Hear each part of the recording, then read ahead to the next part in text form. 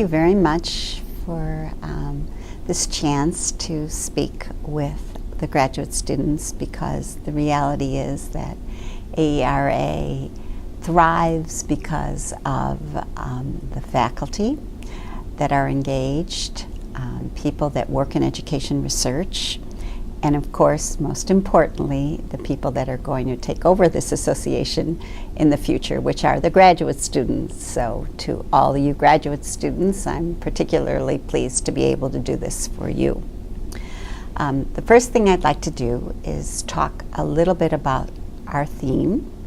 And the theme is the power of education research for innovation in practice and policy. Now, this is a mouthful of words, and it has lots of meanings, and there are a whole bunch of ideas that went into it. So let me just try and explain to you where I'm coming from on this. We are living in one of the most, what I think is the most exciting times that education research has ever been in. We have more advances in methodology than we've ever had before. We have more change in technology than we've ever had before, in terms of all of the kinds of technological things that are going on in classrooms, from computer-assisted instruction to smartphones to sensors to GIS.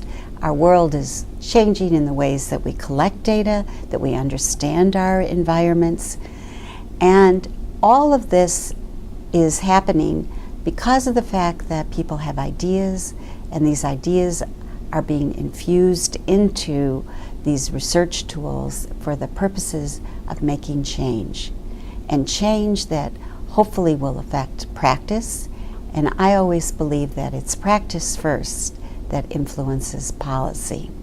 So for me, I wanted to have something that was very much a part of today and looking to tomorrow. Now, of course, with all kinds of change, there's some things that are going to happen that might be good, and some things that could happen that might have some negative consequences. So it isn't that I just am embracing change willy-nilly, but rather we have to think about change very systematically and thoughtfully. What is this going to mean? Are we going about this the right way?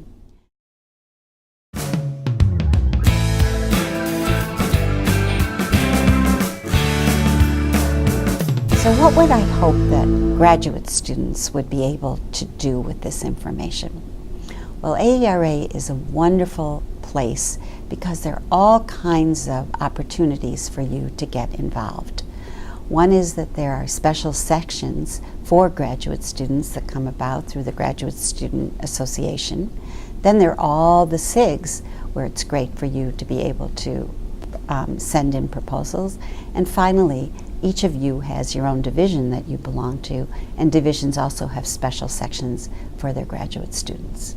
My hope and expectation, of course, is that the future lies with our graduate students, and our graduate students are the ones that are going to come up with the most exciting new ideas, whether it's ways to be able to analyze information on iPads about how it's influencing student learning, what teachers can do to change their instruction in classrooms, what are the other kinds of social contexts that influence learning within the classroom, what kinds of information are administrators and teachers using to make better decisions about student learning, involving parents, working with administrators at different levels to see what kinds of positive changes can be made in education. So in terms of graduate students, there are very important things to think about when you write a proposal.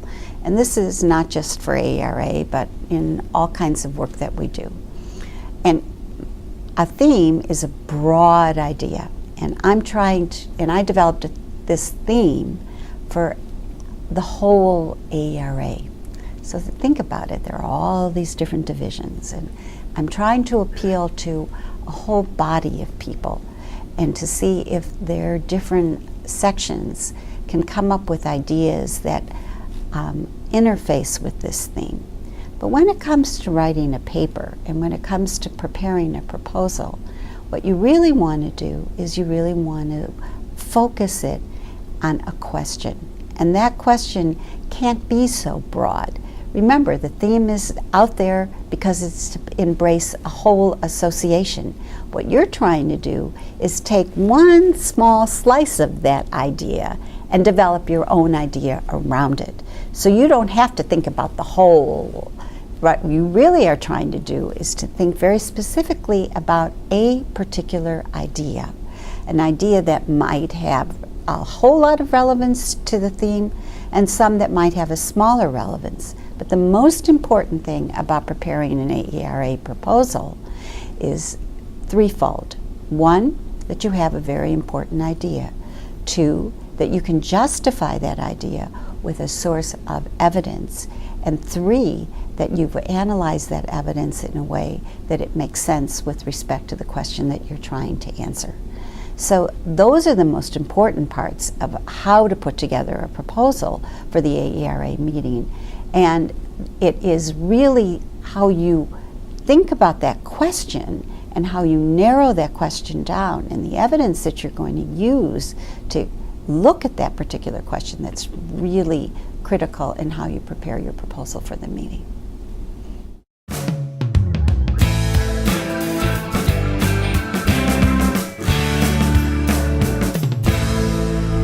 Well, one is, of course, that I never had anticipated the kind of outpouring of support that I'm getting from the association in terms of the numbers of people that have been writing me about the possibilities of different kinds of sessions.